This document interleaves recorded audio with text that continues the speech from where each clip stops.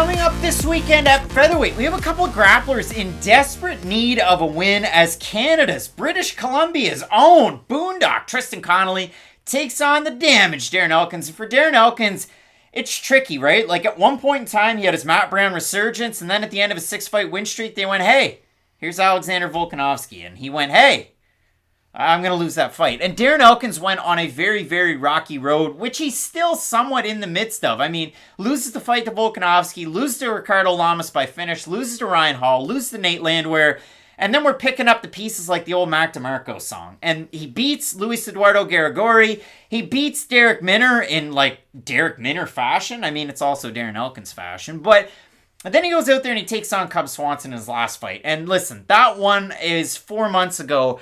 And in that one, Cub Swanson comes out and fights with his hands down at his sides. And he's throwing these awkward angle shots. Darren Elkins cannot figure out any of it. Goes for a takedown attempt that was from a long range. Isn't able to get it. And then all of a sudden, Cub Swanson lands a good 3-punch combo and just keeps finding a home for his left hook. And Darren Elkins' right hand is dropped to like right here every time they hit. And Cub Swanson went hard as it gets. And in that one, Matt, Darren Elkins ends up getting finished. It was brutal to see. There was that wheel kick at the end of it that landed just off the top of his head. And you know what? I'll give credit where it's due. I never say this on this channel, but I'm serious and I'm not joking. It was a really good stoppage by Herb Dean because Darren Elkins was he was on Beach Street and he was walking from the cage towards Swanson and Herb stopped the fight. So looked out for the fighter in that case. I like to see that. But for Tristan Connelly, it's weird because this is a guy that's bounced around throughout his tenure in MMA. He spent time in multiple different weight classes, fought Michel Pereira on short notice, beats him. That one's in BC. Everybody remembers it. And then Tristan Connelly's away for a very, very long time. That fight was 2 years and 7 months ago. Feels like it was yesterday, but he had neck surgery, took a long time off, fought Pat Sabatini almost a year ago, loses that fight by decision. It's going to happen. One positive to pull from that fight, he gets dropped early, he loses the second round, rallies in the third round and looked really good. And the craziest part about it is, and this is the major thing out of my notes, his last fight at featherweight, before that one, was in 2015. He lost the decision. Then 2021's his next fight at featherweight, and he loses that fight by decision. So this one, also at featherweight, but for Connelly, he was due to have a fight in this last or past year against Makwan Amirkhani. That one was back in October 30th to be exact. And I went on Connelly's Instagram and there was a video of him with a neck brace on in the hospital. He said, listen, unfortunately, I had to pull out of the Amirkhani fight.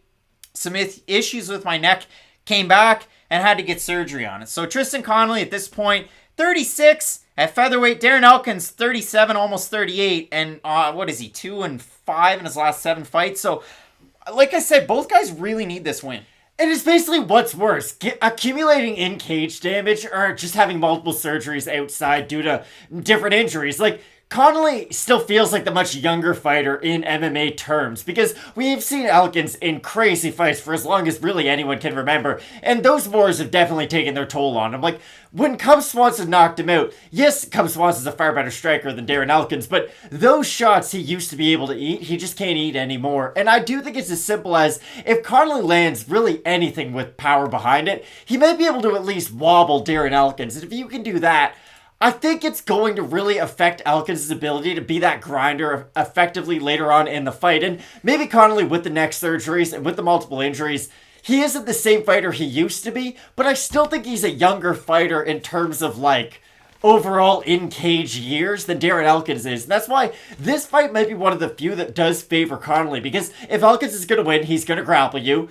Tristan Connelly, a very good grappler. And Elkins at this stage of his career, he has a good gas tank, but if you press it enough, maybe it will start to break as the fight goes on. Just like you said, Pat Sabatini, who's almost like a much younger, more dangerous version than Darren Elkins, he started to gas later on against Tristan Connelly, so if Connelly can start to wear on Elkins early, maybe he can pick up the last 2 rounds in this fight. It really is a weird one. Again, like, it's not just different injuries. It's the same injury popping back up for a guy that's 36 now. Like, that's not good stuff. And for Darren Elkins, again, pick a Red Hot Chili Pepper song. You could throw it at him, but it's probably scar tissue that I wish you saw. Because the guy opens up, bleeds like a stuck pig, very, very quickly in his fights. The odds for this one, Elkins open to -150, -137 at this point. Connelly open to +130, +115. He's been spending time working that jiu-jitsu. He is a black belt. Also at Buller Wrestling Club with one championship legend and former UFC with a winning UFC record, Arjan Buller, who got a win in Moncton, New Brunswick, Canada, when he came to town. So we have a look at the Tapology vote. Surprise us there to you. I'm going to say over under 65% Elkins. He's the legacy pick, so I'll say over. It is over. 562 total votes, 72% Elkins, 80% by decision. For the 28% that have Connelly, 82% by decision.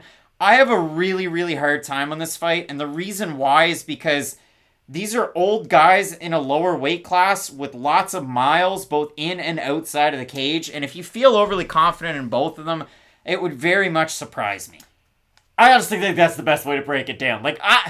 I'm going to say Tristan Connelly. He's a slight underdog. I think this fight is extremely close. And I do think he's the bigger guy physically. So I do think that if it is going to be a wrestling heavy fight, and if he does end up on top of Elkins, he'll be able to drain Elkins, unlike Elkins will be able to drain him. So I'll ever so slightly favor Connelly. But I think this will be a fun fight at the very least. Yeah, I'm going with Connelly in this one as well. I don't like striking from either man. Darren Elkins strikes a little bit like Ilir Latifi, to where he just kind of clubs overhands from either stance. Elkins is one of those guys too, like, you know when you're playing the UFC video games and you go to do an overhand with your lead arm and they windmill it way out there and bring it back in, and it's like, hey, nobody ever strikes like that. Oh yes they do, it's Darren Elkins. So he will throw those clubs out there, try and wobble his opponent, try and rock them, get them down to the mat. I do like Connelly's jiu-jitsu in this fight and his odd stick-to-itiveness, even at 145. So for me, I think Connelly's going to be able to pick up that win at 145, but is it the most confident pick on this card? No, it is not. So you let us know down below.